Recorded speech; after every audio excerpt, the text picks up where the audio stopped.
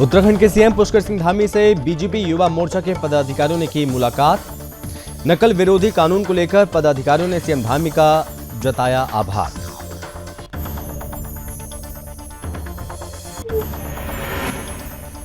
उत्तराखंड के सीएम पुष्कर सिंह धामी ने अधिकारियों के साथ की बैठक। उत्तराखंड के विकास के बारे में अधिकारियों के साथ की गई चर्चा। 2025 तक उत्तराखंड को देश का अग्रणी राज्य बनाने पर हुई बातचीत।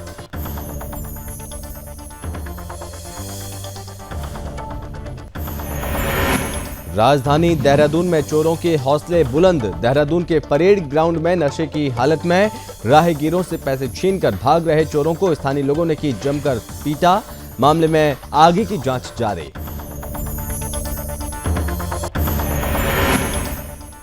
यूके SSSC मामले में बड़ी कार्रवाई। एसआईटी की टीम ने मुख्य आरोपी 50,000 के नामी संजय धारीवाल को गिरफ्तार किया।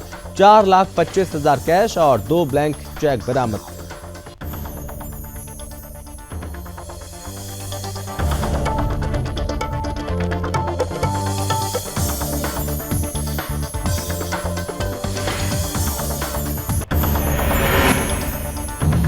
देवभूमि में आंधी तूफान के साथ हुई मूसलाधार बारिश में फसल को हुआ भारी नुकसान।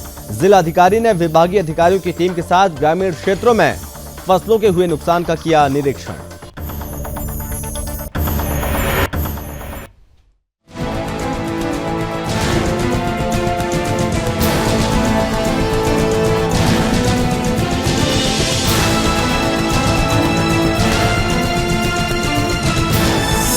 आप देख रहे हैं सुदर्शन न्यूज।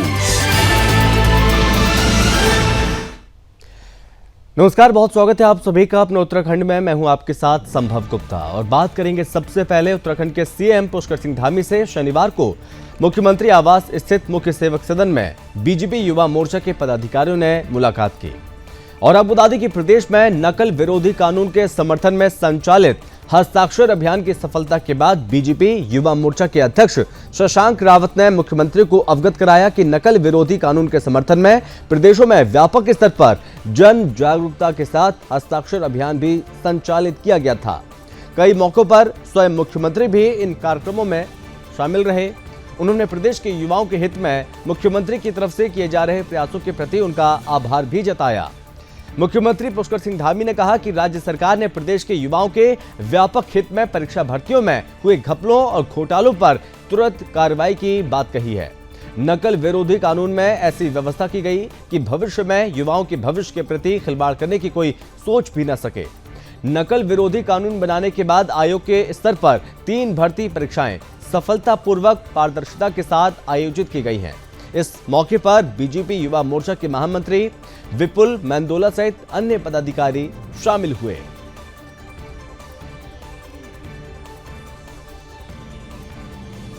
तो बीजेपी युवा मोर्चा के तमाम पदाधिकारी सीएम आवास पहुंचे, बातचीत हुई, कई विषयों को लेकर मुलाकात की मुख्यमंत्री पुष्कर सिंह धामी से इन पदाधिकारियों ने। और नकल विरोधी कानून को लेकर सीएम धामी का आभार जताया। जो बड़ी समस्या है नकल की, जो यहाँ पर नकल की वजह से यहाँ पर भविष्य खराब होता है छात्रों का, इस बीच सरकार पूरी कोशिश कर रही है कि नकल विरोधी कानून के जरिए यहाँ पर जो नकल माफिया हैं उन पर नकेल कसी जा सके। इसको लेकर यहाँ पर नकल विरोधी कानून भी सरकार लेकर आई ताकि यहाँ पर जो छात्र हैं उनका भविष्य खराब न हो, आसानी से परीक्षा दे पाएं और जो नकल माफिया है उन पर अंकुश लग पाए। इसी के साथ यहाँ पर आभार भी जताया। मुख्यमंत्री पुष्कर सिंह धामी के तमाम पदाधिकारी यहाँ पर पहुंचे हुए थे मुख्यमंत्री आवास में। और बीजेपी युवा मोर्चा के पदाधिकारी जब सीएम आवास पहुंचे, सभी से बातचीत की पुष्कर सिंह धामी ने।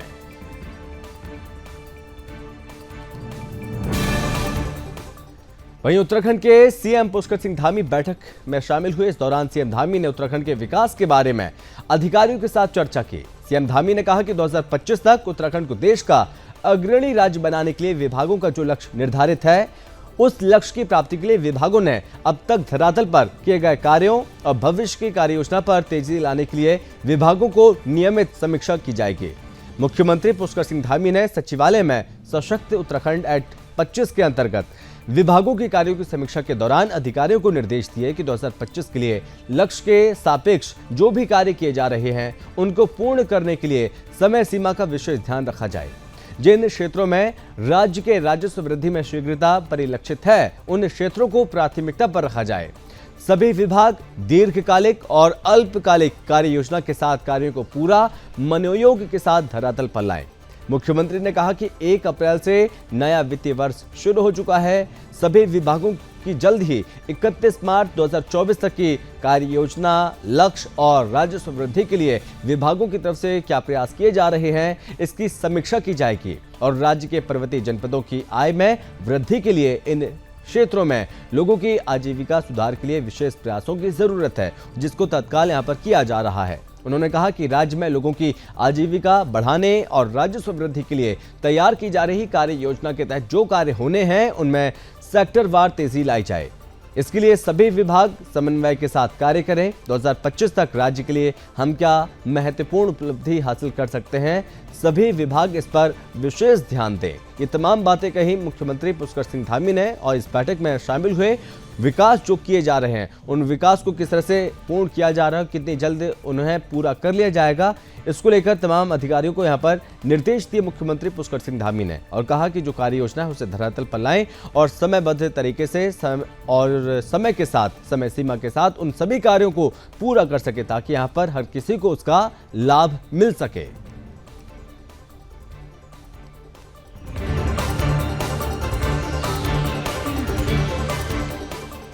राजधानी देहरादून में चोरों के हौसले इतने बुलंद हैं कि वो दिन दहाड़े कानून को ताक पर रखकर चोरी की वारदातों को अंजाम दे रहे हैं।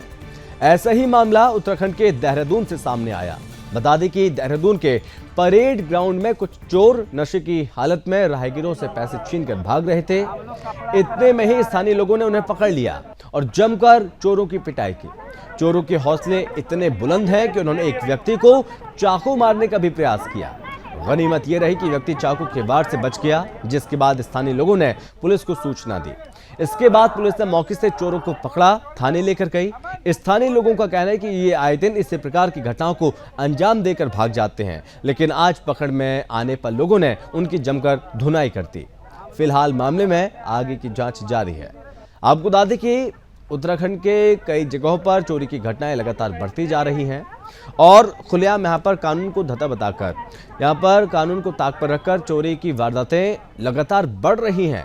जो बाजार हैं, उन बाजारों में, भीड़ भाड़ वाली जगहों में, स्टेशन में, बस स्टैंड में, कई जगहों पर यहाँ पर ये चोर चोरी की वारदातों को अंजाम देते हैं। बताया जा रहा है कि ये सभी चोर जो कि नशा करते हैं और अपने नशे को पूरा करने के लिए चोरी की वारदातों को अंजाम देते हैं। लोगों के पैसे छीनकर भागने की कोशिश करते हुए इन चोरों को पकड़ा और आसपास के लोगों ने, इन स्थानीय लोगों ने उन चोरों की जमकर धुनाई करती है। उसके बाद पुलिस को सूचित किया गया। पुलिस मौके पर पहुंची और पुलिस ने इन सभी चोरों को गिरफ्तार किया और थाने भेज दिया। पूरे मामले में अब कार्रवाई जारी है।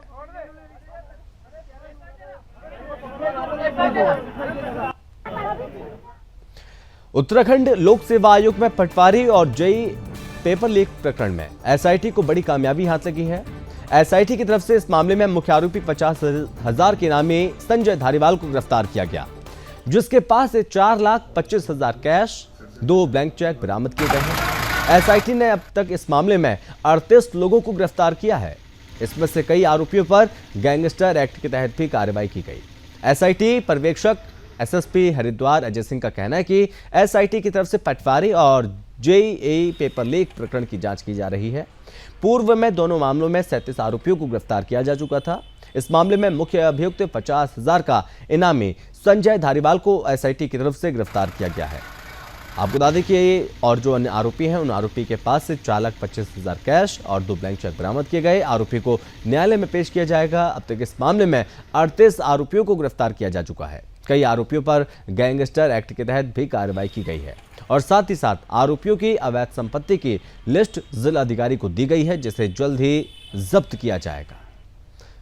पूरे मामले में जांच चल रही है। बताया जा रहा है कि जेईई पेपर मामले में यहाँ पर जो घोटाला हुआ था और स्पीच, इस पूरे मामले में जो सेंध लगाई गई थी, UKSSC मामले में बड़ी कार्रवाई यहाँ पर की गई और स्पीच एसआईटी की टीम ने मुख्य आरोपी 50,000 के नामी संजय धारीवाल को गिरफ्तार किया है। बताया जा रहा है कि इसके पास से काफ़ी मात्रा में कैश बरामद किया गया, 2 ब्लैंक चेक बरामद हुआ है। इस नेटवर्क में कौन कौन शामिल हैं उनको खोजा जा रहा है, पूछताछ होगी। इस पूछताछ में ये पता चलेगा किस तरह से कार्य योजना बनाई, रणनीति बनाई और किस तरह से इस काम को अंजाम देने की कोशिश की गई। और जो भी लोग हैं इस गिरोह में जुड़े हुए हैं, इस नेटवर्क में जुड़े हुए हैं, उन सभी की यहाँ पर जल्द ही पहचान हो पाएगी और सभी को गिरफ्तार किया जाएगा।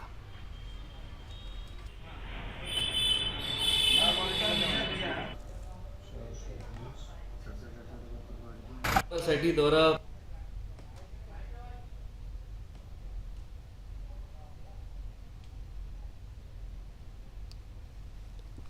द्वारा जेई परीक्षा प्रकरण और पटवारी परीक्षा लिखने विवेचना की जा रही थी, जिसमें पूर्व में 37 अभियुक्त दोनों मामलों में गिरफ्तार हो चुके हैं। इसमें एक मेन षड्यंत्रकारी जो अभी तक वांटेड चला से 50,000 का इनाम आईजी गढ़वाल महोदय द्वारा संजय धारीवाल पर घोषित किया गया था, इसकी गिरफ्तारी नारसन क्षेत्र से की गई है।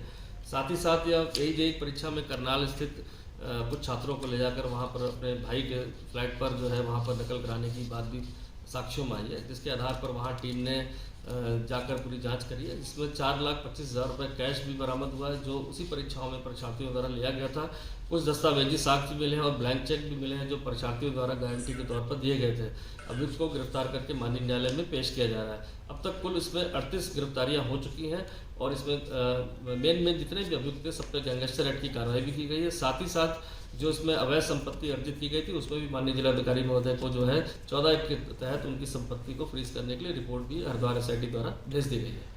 ऊधम सिंह नगर जिले में शुक्रवार को आंधी तूफान के साथ हुई मूसलाधार बारिश में फसल को भारी नुकसान पहुंचा है। तेज हवाओं के साथ हुई बारिश और ओलावृष्टि से खेतों में खड़ी गेहूं की फसल पूरी तरह से बर्बाद हो गई। भारी बारिश के कारण संभावना जताई जा रही कि किसानों की फसल को लगभग 50% से ज्यादा नुकसान हो चुका है। किसानों की तरफ से लगातार हुए नुकसान का सर्वे कराए जाने की प्रशासन से मांग की जा रही है। इसी कड़ी में ऊधम सिंह नगर के जिलाधिकारी युगल किशोर पंत के नेतृत्व में विभागीय अधिकारियों की टीम ने रुद्रपुर, गदरपुर और बाजपुर के ग्रामीण क्षेत्रों में फसलों के हुए नुकसान का निरीक्षण किया। जिलाधिकारी के निर्देश पर किच्छा क्षेत्र में भी एसडीएम कौस्तुभ मिश्रा के नेतृत्व में प्रशासन की टीम ने फसल नुकसान का जायजा लिया। बेमौसम बारिश के कारण हुए नुकसान का प्रशासन की टीम ने खेतों में पहुंचकर जायजा लिया, मुआयना किया और जिलाधिकारी युगल किशोर पंत ने राजस्व विभाग के अधिकारियों को निर्देश दिए हैं कि किसानों की फसलों की शुद्धता से जांच की जाए और कोई भी प्रभावित किसान सर्वे से वंचित नहीं रहना चाहिए।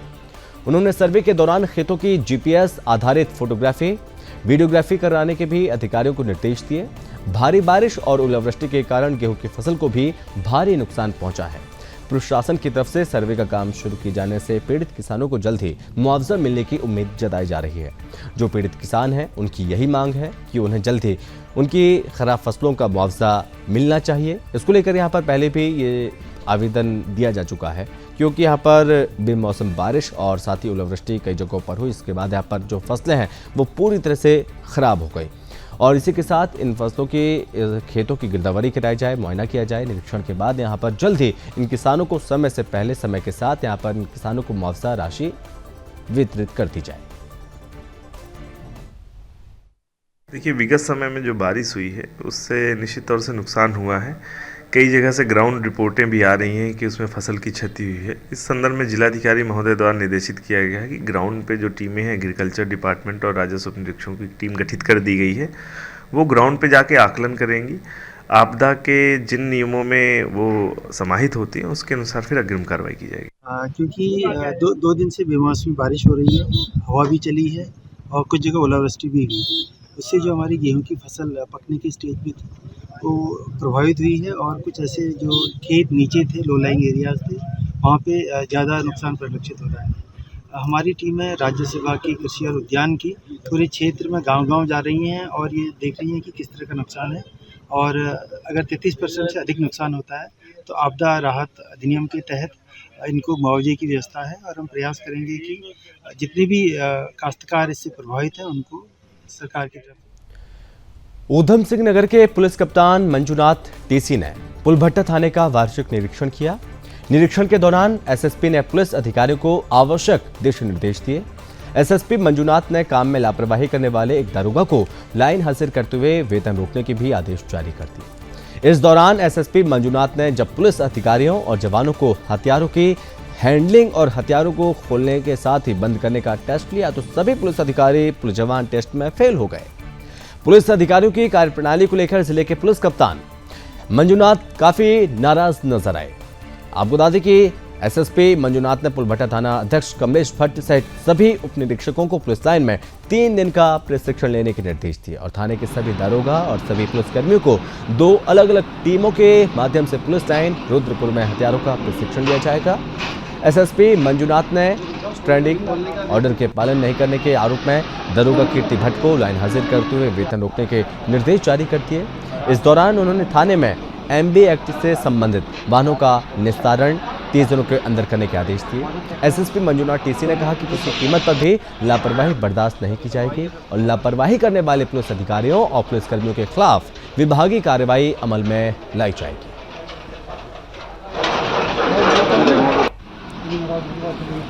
प्रोफेशनल पार्ट में भारी कमी है। कोई भी सब इंस्पेक्टर को अपना पिस्तौल खोलने में काफ़ी जो है कमियां पाई गई है। तो प्रभावी रूप से बेसिकली हथियार खोलना जोड़ना उसकी रखरखाव में जितना वाकिफ़ होना चाहिए था उतना नहीं है। इसलिए इन सभी लोगों को 3 दिन का ट्रेनिंग के लिए हमने दे दिया है। और एक सब इंस्पेक्टर ने मेरा स्टैंडिंग ऑर्डर को, जनपद का स्टैंडिंग ऑर्डर है उधमसिंह नगर क्योंकि वायलेंट और सीमावर्ती जिला है, क्राइम का जिला है, हमारा स्टैंडिंग ऑर्डर रहता है कि हर सब इंस्पेक्टर को पिस्तौल और या रिवॉल्वर कैरी करना मैंडेटरी है। उसका उल्लंघन किया है, उसको तत्काल हमने लाइन हाजिर के लिए बोल दिया है और जो है लाइन हाजिरी और 1 दिन का वेतन रोकने के लिए बोल दिया है और उसके बाद अग्रिम कार्रवाई के दंडात्मक कार्रवाई भी अमल में लाई जाएगी। इसके अलावा मैंने ये भी देखा हम लोगों ने कि हमारा जो कांस्टेबलरी है काफ़ी जो है असलाओं का ट्रेनिंग जो है काफ़ी दिन से नहीं लिया, इसलिए इतना कॉन्फिडेंट नहीं है असलाओं का खोलने में, जोड़ने में, असलाओं की हैंडलिंग में, प्रॉपर मेंटेनेंस करने में, रखरखाव करने में। तो इसलिए जो है मैंने ये पूरा पुलभट्टा थाने की फोर्स को 2 हिस्सों में बांटते हुए प्रत्येक दिन पुलिस लाइन में ट्रेनिंग कार्यक्रम का आयोजन किया है क्योंकि अल्टीमेटली हमारा कांस्टेबल्स, हेड कांस्टेबल्स और फोर्स है ना, वही हमारा ताकत। जनपद पौड़ी जिले में शराब की दुकानों की नवीनीकरण की प्रक्रिया के बाद अब आवेदन की प्रक्रिया भी शुरू हो गई है। आपको बता दें कि जिला आबकारी अधिकारी केपी सिंह ने जानकारी दी और बताया कि जनपद में कुल 42 शराब की दुकानों का आवंटन होना है और जिसमें से 20 दुकानों का बीते 31 मार्च को नवीनीकरण हो चुका है। बताया जा रहा है कि बाकी 22 शराब की दुकानों के लिए लॉटरी प्रक्रिया अपनाई जाएगी और जिसको लेकर 5 अप्रैल 3 बजे तक आवेदन दिए जाएंगे और साथ ही साथ लॉटरी के माध्यम से बाकी बची 22 शराब दुकानों का आवंटन किया जाएगा। और साथ ही उन्होंने कहा कि नए वित्तीय वर्ष के लिए शासन की ओर से 159 करोड़ 50 लाख रुपए का लक्ष्य रखा गया है, जिसको लेकर आबकारी विभाग की ओर से पूरी तैयारियां की हुई हैं ताकि लॉटरी प्रक्रिया शांतिपूर्ण ढंग से संपन्न हो सके।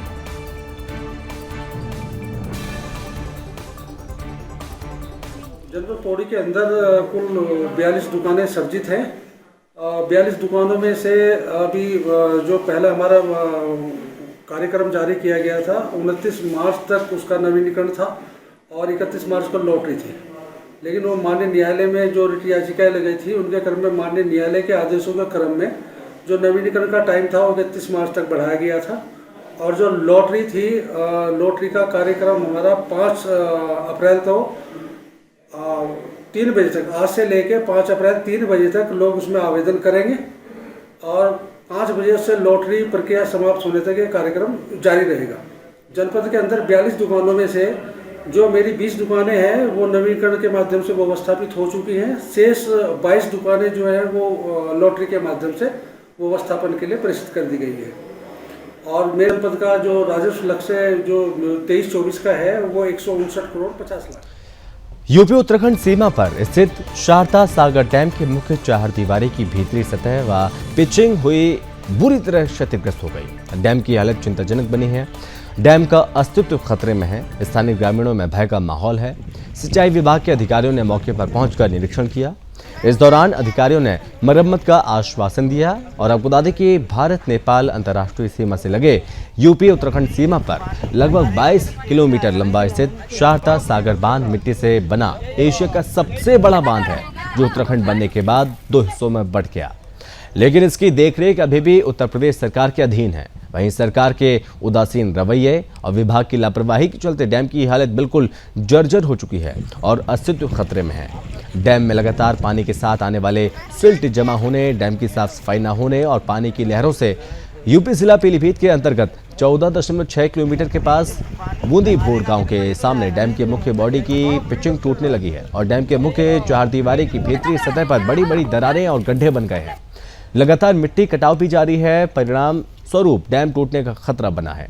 डैम का अस्तित्व कभी भी खत्म हो सकता है और डैम टूटने से यूपी उत्तराखंड के अनेकों गांव प्रभावित हो सकते हैं, जिसको लेकर स्थानीय ग्रामीणों में जहां भय का माहौल है, वहीं सिंचाई विभाग के अधिशासी अभियंता ने अपनी टीम के साथ मौके का निरीक्षण किया और ग्रामीणों को आश्वासन दिया। बताया कि डैम में पानी कम करने, क्षतिग्रस्त पिचिंग की मरम्मत का प्रयास लगातार किया जा रहा है।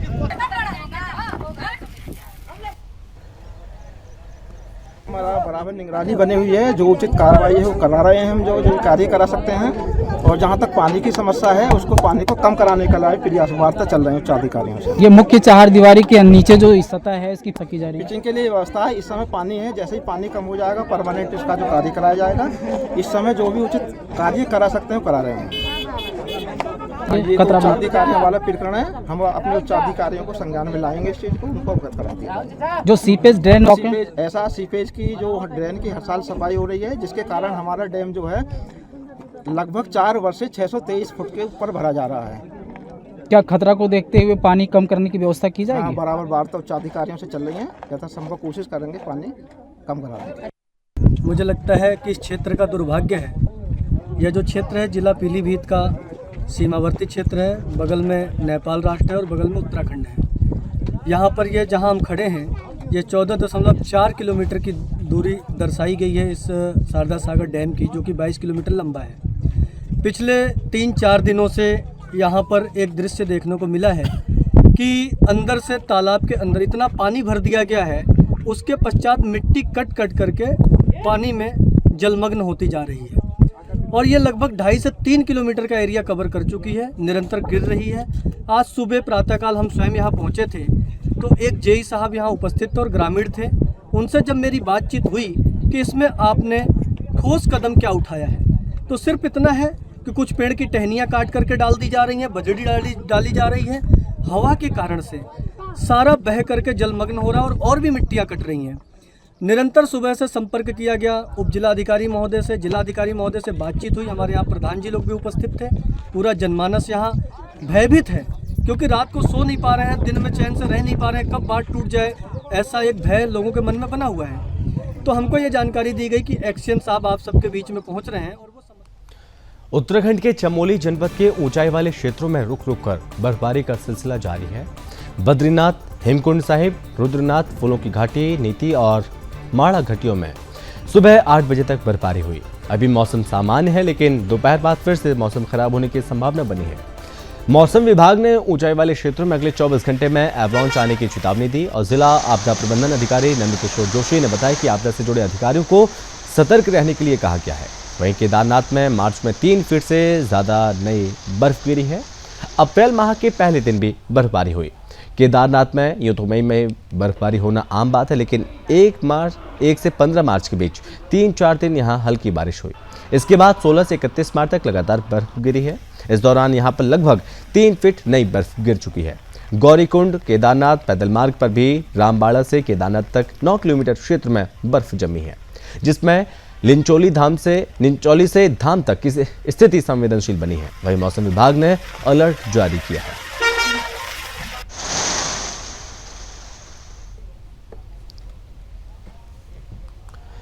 उत्तराखंड के खटीमा में उस वक्त हड़कंप मच गया जब उधम सिंह नगर जनपद के सीमांत क्षेत्र खटीमा में एक्सीडेंटल जोन बने पहनिया टोल टैक्स के पास सवारी से भरी मैक्स गाड़ी एक वाहन से जोरदार टक्कर मार दी।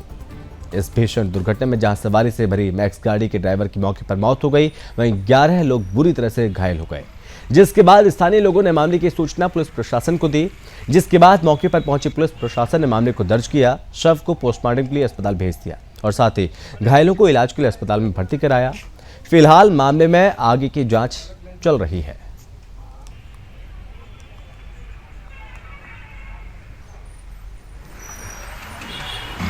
उदयपुर जा रहे थे तो ये जो खटीमा के टोल टैक्स है उसके थोड़ा सा आगे से और सामने से हमारे I-20 का कार आ रहा था। उसका ड्राइवर थोड़ा सा नींद में था, ठीक है, हम अपने लाइन से चले गए थे, वो अपने रॉन्ग साइड से चला था, वो नींद में आ गया, वो गाड़ी के आगे दोनों मतलब सेम स्पीड में थे, लेकिन उसने क्या किया, अपने बचाव के लिए हमारे गाड़ी में ठोक दिया, कार वाले रॉन्ग साइड में आके, ठीक है, और दोनों में एक्सीडेंट हो गया।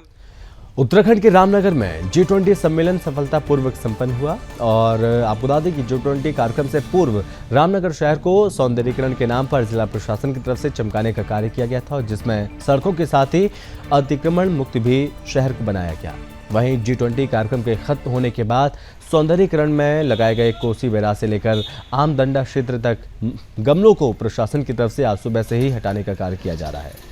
वहीं जब इस विषय में उद्यान विभाग के प्रभारी अर्जुन सिंह परवाल का कहना है कि इन गमलों को उठाने का मुख्य कारण है कि इन गमलों की कोई सुरक्षा व्यवस्था पुख्ता नहीं है, इनको जानवरों की तरफ से आधे से ज़्यादा पौधे चर लिए गए और जिससे ये गमले क्षति हो रहे हैं। उन्होंने कहा कि सुरक्षा की दृष्टि से हम इन पौधों को हम राजकीय पौधालय रामनगर में उठा कर ले जा रहे हैं, जहाँ पर ये पौधे सुरक्षित रहेंगे। कि यहाँ पर ये गमले जो लगाए गए हैं, ये इस समय अब इसकी कोई सुरक्षा व्यवस्था बहुत पुख्ता नहीं है, जिससे यहाँ पर ये जो जानवर हैं, गाय हैं या आदि हैं, इनसे क्या हो रहा है, ये सारी लगभग आधे पौधे इनके द्वारा कर दिए गए हैं, टूट कर दिए गए हैं और सुरक्षा की दृष्टि से इसको हम अपने राजकीय पौधालय रामनगर में उठा कर ले जा रहे हैं। सर, क्या दोबारा से इन्हें लगाया जाएगा? जैसा उच्चाधिकारियों का निर्देश होगा तदनुसार कार्रवाई सुनिश्चित की जाएगी। उत्तराखंड के रामनगर विश्व प्रसिद्ध जिम कॉर्बेट नेशनल पार्क के बाघों के संरक्षण के लिए देश विदेश में जाना जाता है। वहीं 1 अप्रैल 2023 को प्रोजेक्ट टाइगर को 50 वर्ष पूरे हुए। प्रोजेक्ट टाइगर की ही देन है कि कॉर्बेट पार्क में लगातार बाघों का कुनबा बढ़ा है। बता दें कि विश्व विख्यात Jim Corbett national park project tiger के मिशन को सार्थक साबित करता है। बता दें कि विश्व प्रसिद्ध जिम कॉर्बेट नेशनल पार्क में 2006 के बाद लगातार बाघों का कुनबा बढ़ा। ये कहीं ना कहीं प्रोजेक्ट टाइगर की ही देन है। 2006 के बाद लगातार बाघ के कुनबे में वृद्धि हुई। बता दें कि प्रोजेक्ट टाइगर को आज 50 वर्ष पूर्ण हो चुके हैं और आज कॉर्बेट प्रशासन 50 वर्ष पूर्ण करने की खुशी में 50 वर्ष की खुशी मना रहा है, जिसमें बाघों के संरक्षण व संवर्धन पर भी चर्चा की जा रही है।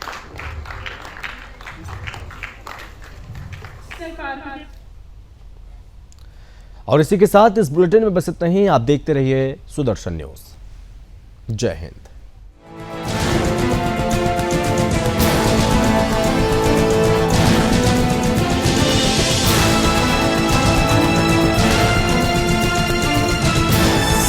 आप देख रहे हैं सुदर्शन न्यूज।